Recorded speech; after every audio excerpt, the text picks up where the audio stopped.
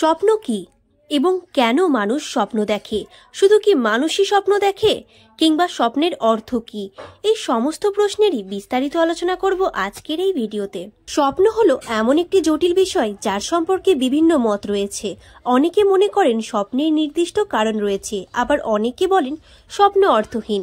বিজ্ঞানীদের মতে স্বপ্ন হলো আমাদের দৈনন্দিন জীবনেরই প্রতিফলন, তবে অনেক ক্ষেত্রে স্বপ্নে ভবিষ্যৎ সম্পর্কেও নানা ইঙ্গিত পাওয়া যায়। অ্যালবার্ট আইনস্টাইন বলেছেন যে তার থিওরি অফ রিলেটিভিটির কনসেপ্ট তিনি স্বপ্নে দেখেছিলেন। এরকম নানা উদাহরণ রয়েছে।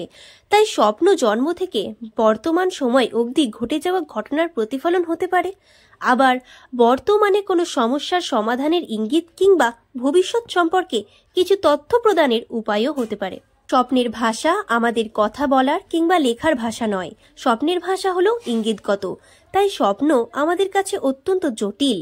বিশ্লেষণ ছাড়া স্বপ্নকে বুঝতে পারা যায় না।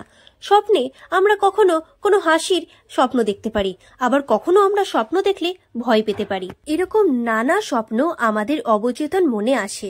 যাই হোক, তবে স্বপ্ন বিশ্লেষণ করলে কিছু অনুমান করা হয়। এই অনুমান কখনোই লজিক্যাল হতে পারে না, কারণ লজিকের একটি সীমাবদ্ধতা রয়েছে।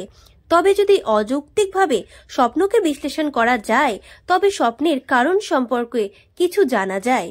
একটি রিসার্চ থেকে জানা যায় যে মানুষ ঘুমানোর পর এক নির্দিষ্ট স্টেটে গেলে তারপরে স্বপ্ন দেখতে পারে এবং স্বপ্নের সময় চোখের মণি নড়াচড়া করে, তবে শরীর অসাড় থাকে এবং আমাদের দেখা স্বপ্নের 95% আমরা ভুলে যাই।